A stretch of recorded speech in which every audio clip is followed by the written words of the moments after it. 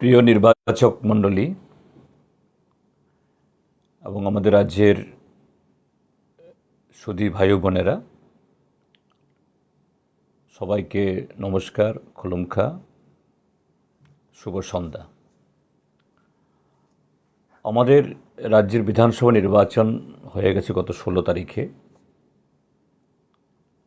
আজকে প্রায় 12 দিন হয়ে গেল।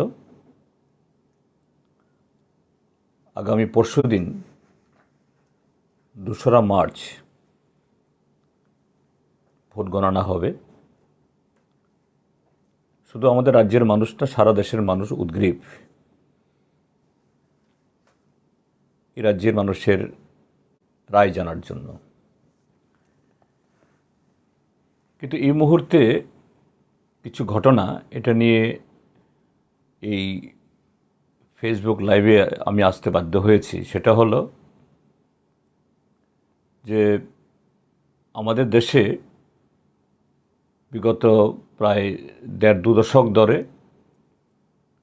কোনো নির্বাচন হলেই বুথ ফেরত তথা এক্সিট পোল করার একটা নতুন প্রবণতা শুরু হয়েছে। শুরুতে এগুলো নিয়ে কোনো আপত্তি ছিল না, কেননা যে সমস্ত সংস্থাগুলো এরকম বুথ ফেরত সমীক্ষা এর উপরে নানা অনুমান যারা প্রকাশ করেছেন, তার মধ্যে সততা ছিল, বাস্তবতা ছিল এবং কোনো পক্ষ বা দুষ্ট ছিল না। কিন্তু আমাদের দেশের রাজনীতি যত জটিলতার দিকে যাচ্ছে, বিশেষ করে ভারতীয় জনতা পার্টি নরেন্দ্র মোদীর নেতৃত্বে ক্ষমতাসীন হওয়ার পর রাজনীতিকে অর্থবল, বাহুবল এবং আরও বিভিন্ন কায়দায় কবজা করার যে একটা বেপরোয়া চেষ্টা শুরু হয়েছে, এতে এই ওপিনিয়ন পুল অর্থাৎ ভোটের আগে এবং ভোটের পরে এক্সিট পোল, এটাও আর নিরপেক্ষতা নেই, সততা বলতে এখানে কিছু নেই। গতকাল 27শে ফেব্রুয়ারি নাগাল্যান্ড এবং মেঘালয়ের নির্বাচন শেষ হওয়ার সাথে সাথেই বেশ কয়েকটি তথাকথিত মেইনস্ট্রিম মিডিয়া বা ন্যাশনাল মিডিয়া তারা এক্সিট পোল প্রকাশ করেছেন। আবার তাদের কেউ কেউ ভোটের আগে এখানে এসে ওপিনিয়ন পোলও করে গেছেন।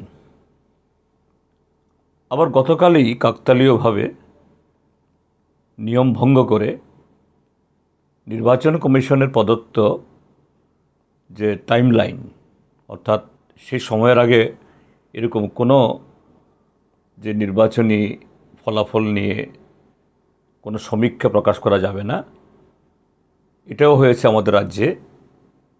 আমাদের রাজ্য সরকারের অধীন একটা বিশ্ববিদ্যালয়ের তরফ থেকে এরকম একটা এক্সিট পোল বা সমীক্ষা প্রকাশ করা হয়েছে। ইতিমধ্যে এটা সবাই দেখেছেন যে কটা সংস্থা আমাদের এই বিশ্ববিদ্যালয় সহ এই এক্সিট পোল বা সমীক্ষা বের করেছেন। যে কোনো লোক একটু গভীরভাবে বা নিবিড়ভাবে যদি দেখেন, দেখা যাবে এগুলোর মধ্যে একটা সংখ্যা দুটা সংখ্যা একটু এদিক সেদিক করে প্রায় একই সুরে যে রাজ্যের শাসক দল, তার পক্ষে এটা জোল টানার, প্রায় এই রাজ্যের মানুষ বা এখানে এই ভোট পূর্ব এবং ভোট উত্তর 16 তারিখের আগে এবং 16 তারিখের পরে ত্রিপুরাজ্যের মানুষ যে আবহাওয়া, যে পরিমণ্ডল যে লক্ষ্য করছেন, প্রায় তার বাইরে গিয়ে বলা যেতে পারে প্রায় গায়ের জোরে সেখানে ওপিনিয়ন পোলের নামে, এই এক্সিট পোলের নামে তাদের মতামত চাপিয়ে দেওয়ার চেষ্টা হয়েছে।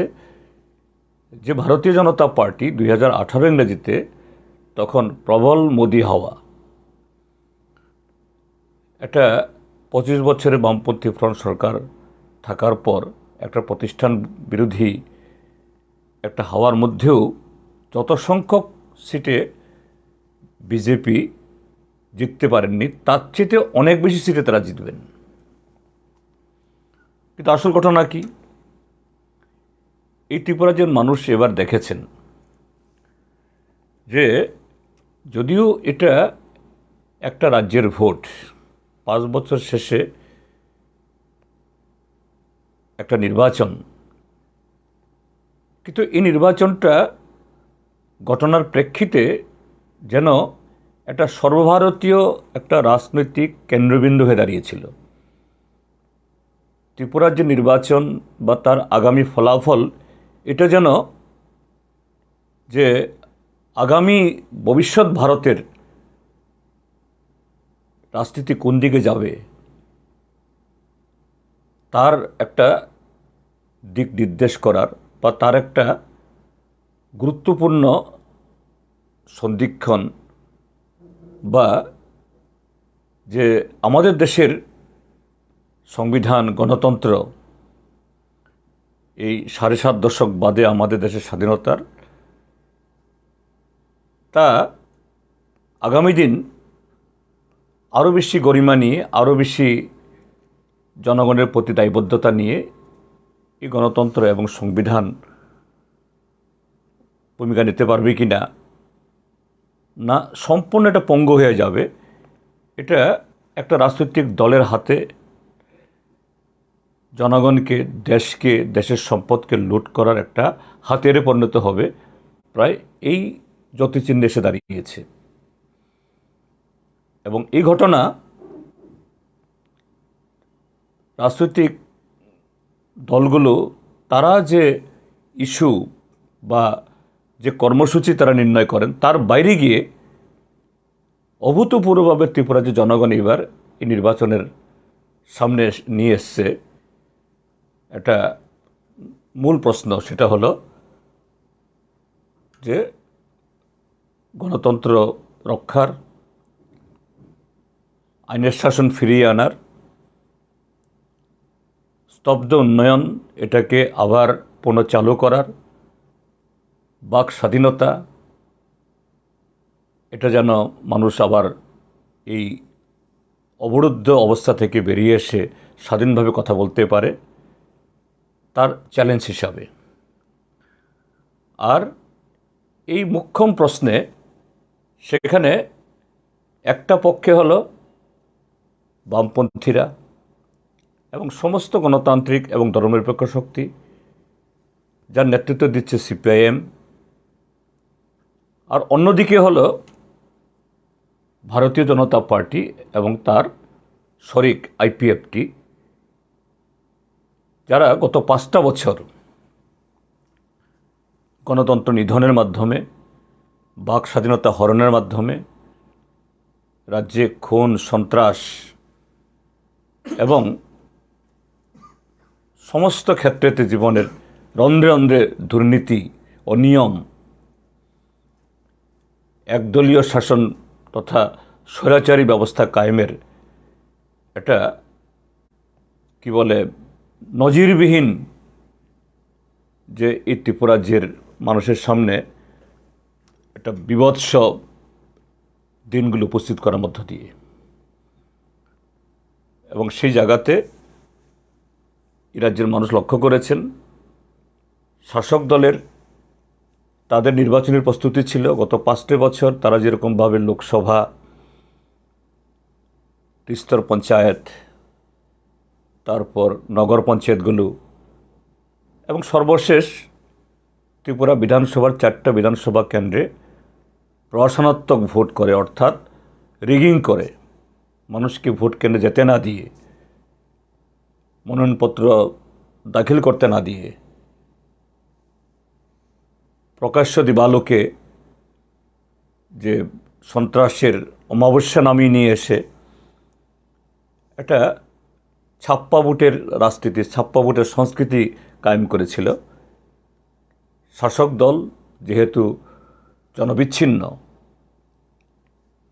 নির্বাচন ঘোষণা হওয়ার পর সরকারি অর্থে আর লোককে ডাকা যায় না, জনসভাতে লোক ভিড় করানো যাচ্ছে না, তাদের প্রস্তুতি ছিল এভাবেই এই সন্ত্রাস নির্ভর এবং প্রশাসনের কিছু আমলা এখনও যারা এরকম দলদাস রয়েছে এদেরকে ব্যবহার করে আরেকটা প্রশাসনাত্মক নির্বাচন করে কিভাবে এই বিধানসভা নির্বাচনে বৈতরণী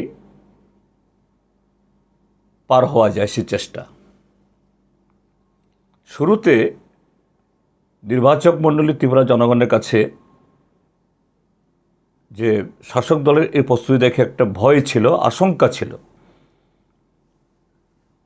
প্রতিটি মহকুমাতে, প্রতিটি নির্বাচন কেন্দ্রে সাধারণ মানুষের মধ্যে প্রশ্ন ছিল, আমরা কি ভোট দিতে পারবো?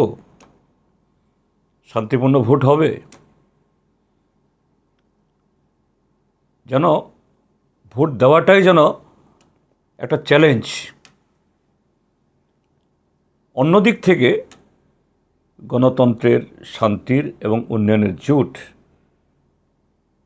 যার শীর্ষে সিপিআইএম এবং সাথে আসন সমঝোতার ভিত্তিতে কংগ্রেস দলও সামিল হয়েছেন, তাদের আবেদন ছিল যে যে কোনো মূল্যে তার ভোটাধিকার প্রয়োগ করতে হবে। সেই প্রয়াসে ভারতের নির্বাচন কমিশনও তারা এগিয়ে আসেন। তাদের একটা ইতিবাচক ভূমিকা ছিল, এখনও আছে, এটা স্বীকার করতে হয়। সবটা মিলিয়ে শাসক দলের যাবতীয় সন্ত্রাসের প্রস্তুতি, বহু বিধানসভা কেন্দ্রে 16 তারিখ নির্বাচন, তার মধ্যরাত্রি অবধি বোমাবাজি করেছে, সন্ত্রাস করেছে। তার আগে বিভিন্ন জায়গাতে প্রচারে বাধা সৃষ্টি করেছে, টাকা বিলিয়েছে, যা অতীতের সমস্ত রেকর্ডকে মান্য করে দিয়েছে যে এই কালো টাকার ব্যবহার। তারপর ভোটারদের হুমকি দেওয়া, বিরোধীদের এজেন্টদের হুমকি দেওয়া। শঙ্কা ছিল আমরা যারা রাজনৈতিক দলের কর্মী, আমাদের কাছেও আসলে যে সমস্ত বুথে এরকম পোলিং এজেন্ট দেওয়া যাবে কি না, ভোটারদের এই ভোট কেন্দ্রে নিয়ে আসা যাবে কি না, শেষ পর্যন্ত বুথে দাঁড়িয়ে ভোট দিতে পারবে কি না।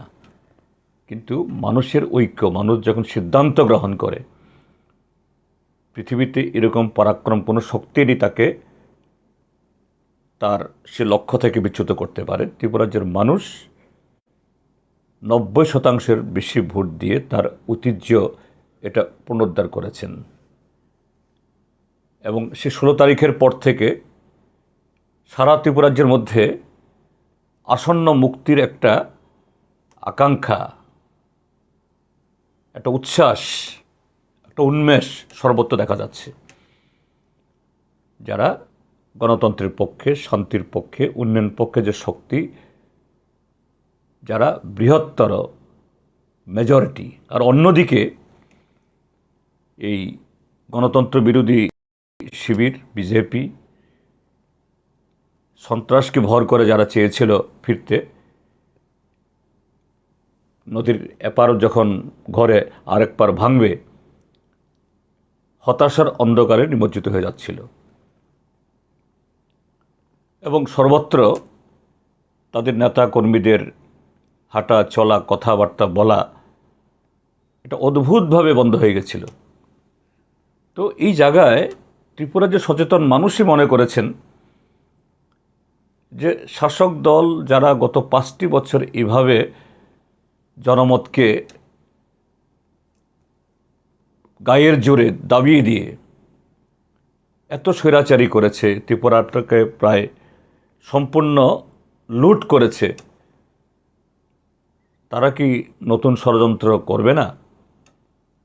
এবং গত এক সপ্তাহ ধরে বলা হচ্ছিল যে কিছু ন্যাশনাল মিডিয়াকে, কিছু চ্যানেলকে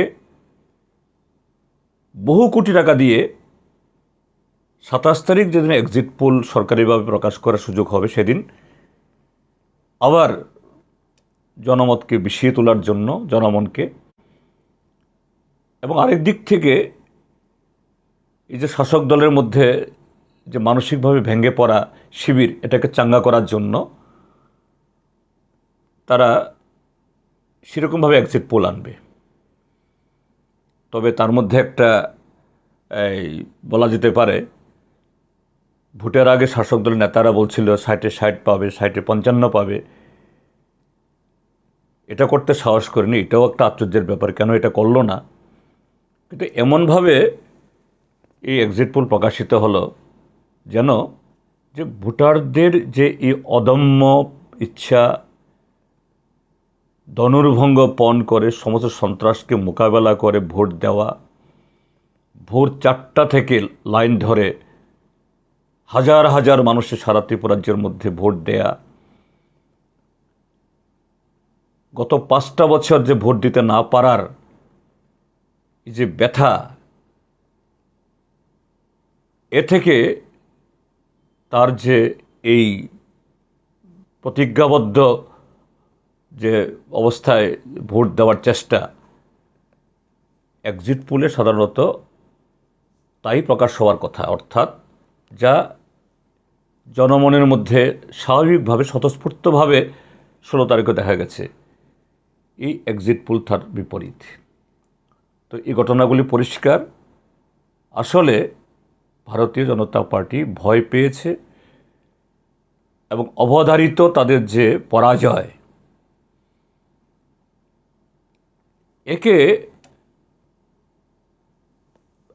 ঠেকিয়ে রাখার শেষ চেষ্টা হিসাবে প্রথমত এইভাবে একটা চিন্তার সন্ত্রাস, ভাবনার সন্ত্রাসে এক্সিট পোলের মধ্যে প্রকাশ করা একদিক থেকে, আর আরেক দিক থেকে তাদের যে এই কর্মীদেরকে আগামী 2 তারিখ গণনা কেন্দ্র অবধি নিয়ে যাওয়ার জন্য কিছু অক্সিজেন দেওয়া, এই চেষ্টা।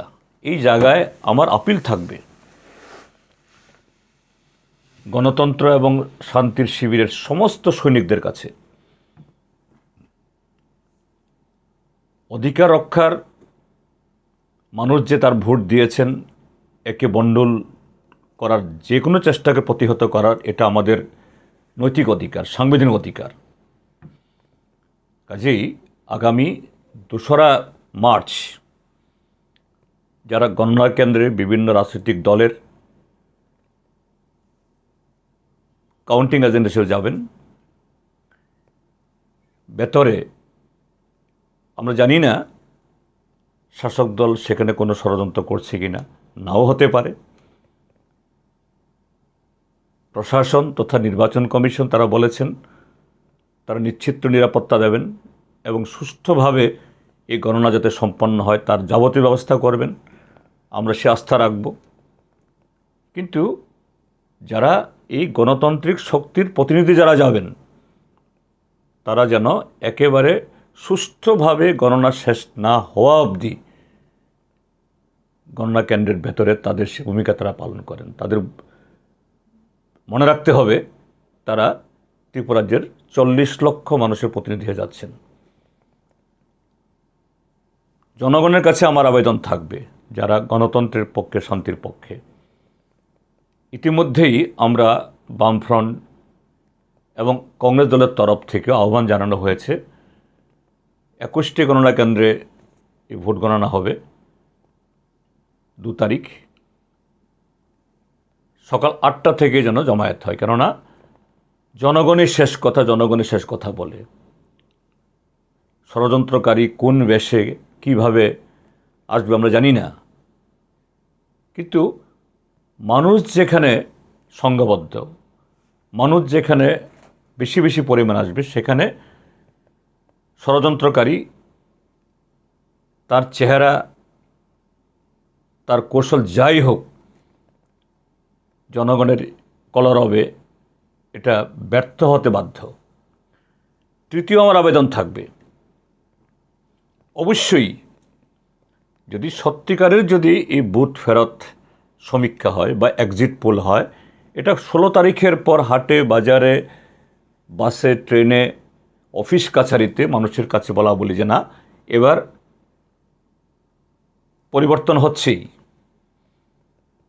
রাজ্যে গণতন্ত্র পুনরুদ্ধার হচ্ছেই, আইনের শাসন ফিরে আসছেই, এবং সেটাই অনিবার্য। কাজেই 2 তারিখের পর অবশ্যই গণতন্ত্র শিবিরের শুধু আনন্দ না, মহানন্দের ব্যাপার হবে। কিন্তু সে আনন্দে যাতে গত 5টি বছর যেরকমভাবে মানুষের নিরানন্দ হয়েছে, ঘুম কেড়ে নিয়েছে, ধ্বংস করেছে, রক্তাক্ত করেছে, এরকম কোনো ঘটনা যাতে ত্রিপুরাজ্যের কোথাও না হয় তা দেখতে হবে। এদিকে আমাদের স্কুলের ছাত্রছাত্রীদের মাধ্যমিক, ত্রিপুরা বোর্ডেরও এই পরীক্ষা আসন্ন, সিবিএসসির বোধহয় পরীক্ষা শুরু হয়েছে। কাজে সব দিক থেকে আমাদের গণতন্ত্রের বিজয়টাকে সুনিশ্চিত করতে হবে। আর গণতন্ত্রের মূল উদ্দেশ্যই তো হলো শান্তি, উন্নয়ন, স্থিতিশীলতা এবং সামগ্রিকভাবে এই রাজ্যকে একটা ঐক্যবদ্ধ চেহারা দিয়ে সারা দেশের সামনে উপস্থিত করা। সারা দেশ ত্রিপুরাজ্যের মানুষের কাছ থেকে এই সাফল্য দেখতে চাইছে অধীর আগ্রহে। শুধু আমরা 40 লক্ষ মানুষ না, সারা দেশ অপেক্ষা করছে আগামী 2রা মার্চ আমাদের দেশবাসীকে গণতন্ত্রের সেই সবচেয়ে গৌরবজনক ট্রফি, গণতন্ত্রের জয় উপহার দেওয়ার জন্য সবাই তৈরি থাকুন, আমি এই আহ্বান জানাচ্ছি। আবারও সকলকে ধন্যবাদ, নমস্কার, খুলুমখা, হামবাই।